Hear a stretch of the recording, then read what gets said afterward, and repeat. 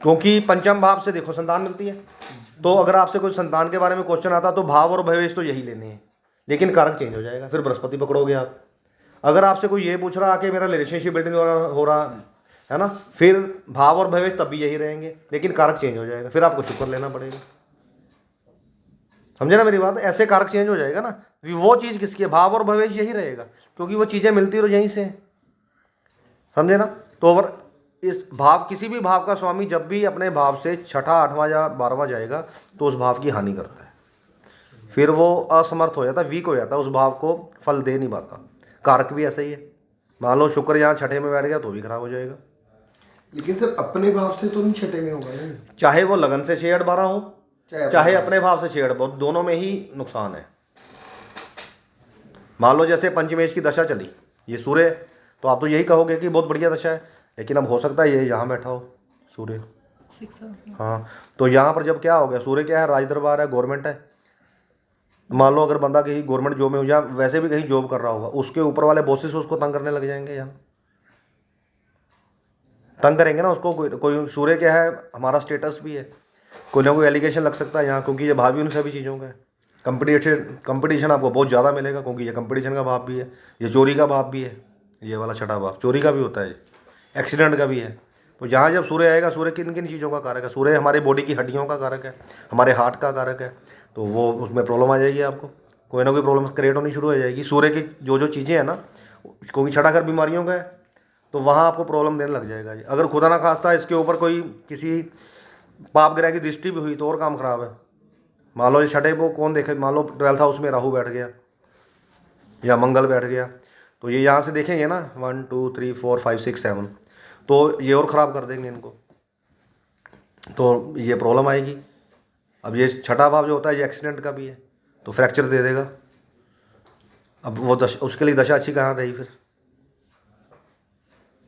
यानी कि ये एक जनरल बात है कि लगन की दशा बहुत बढ़िया जाएगी, फोर्थ की बहुत बढ़िया जाएगी, फिफ्थ, वो एक जनरल बात है, लेकिन आपको ये भी देखना पड़ेगा ना कि उस प्लेनेट की प्लेसमेंट कहाँ पर है, वो बहुत ही ज़्यादा महत्वपूर्ण है।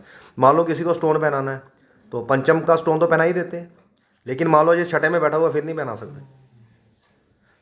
पंचम भाव को तो अच्छा कर देगा वो, लेकिन साथ में इसको भी एक्टिव कर देगा, रोग ऋण शत्रु बढ़ जाएगा, वो बढ़ जाएगा, आपको हेल्थ प्रॉब्लम दे देगा, आपको चलान होने लग जाएंगे, गवर्नमेंट से रिलेटेड महकमे जितने भी हैं उनसे वो तंग करने लग जाएंगे आपको। कभी बिल बढ़ के आ गया, कभी रास्ते में चलान हो गया, कभी कोई कॉर्पोरेशन का ऑफिसर आ गया, और कोई ना कोई पंगा पड़ता रहेगा सरकारी डिपार्टमेंट से, क्योंकि सूर्य गवर्नमेंट है ना, वो खुद ही यहाँ वीक हो गया आगे। तो ऐसे लोग आपको तंग करेंगे, फिर आके जुर्माने लगने शुरू हो जाए, जुर्माना भी यहीं से देखते हैं छठे घर से, पेनल्टियाँ बढ़नी शुरू हो जाएंगी। तो जैसे मेरा फिफ्थ मेरा है मेष जी जी, तो फिफ्थ का 6 में बैठा है सूर्य, तो जब मेरी सूर्य की दशा आई थी तो मुझे एजुकेशन का बहुत ज़्यादा प्रॉब्लम हुई थी। हाँ, तो मेरा बृहस्पति है 12वें में, तो इसका हाँ हाँ हाँ जी जी, क्योंकि बृहस्पति विद्या का कारक है ना, वो भी वीक हो गया वहाँ जाके, भावेश भी खराब हो गया, वो भी हो गया, तो उसने दोनों में किसी ने तो अपना काम करना ही है। क्योंकि मैं नॉन मेडिकल स्टूडेंट थी, इतना टीचर ने तंग किया कि मैं उसमें चली गई। और सूर्य की वजह से हो गया ना, क्योंकि आप कह रहे हो सूर्य छठा मिल गया, तो वो तंग करने लग जाते हैं ना ऊपर वाले अपने जो होते हैं, और बृहस्पति वैसे 12th में चला गया, स्वामी भी फिर बृहस्पति है, तो खराब हो गया ना 12वें में जाके। उसी में था ना, बृहस्पति 12वें में गया। ये देखना, अगर ये 12th में बृहस्पति, यहाँ से गिनो सूर्य पंचम भाव से 1 2 3 4 5 6 7 8, एक तो ये यहाँ से भी अष्टम चला गया, नंबर 2 ये लगन का 12th है, दोनों जरा ही खराब हो गया ना, ऊपर से जो उसका भावेश था वो यहाँ चला गया।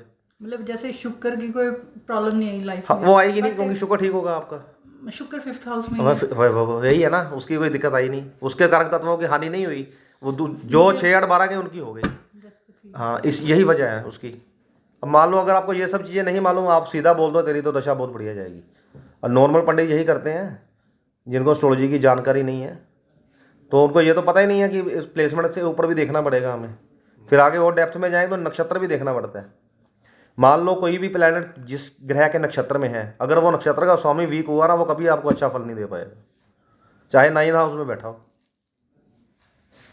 जिस नक्षत्र में उसकी प्लेसमेंट होगी उसका स्वामी देखना पड़ेगा तुम्हें कहाँ पर है, चाहे वो उसकी एंटी हो, लेकिन वो कोई भी हो, अगला अगर वो बढ़िया होगा ना तो वो बढ़िया फल देगा तुम्हें, चाहे जहाँ भी बैठा हो। ग्रामर है ना उसकी ये सारी, समझे ना।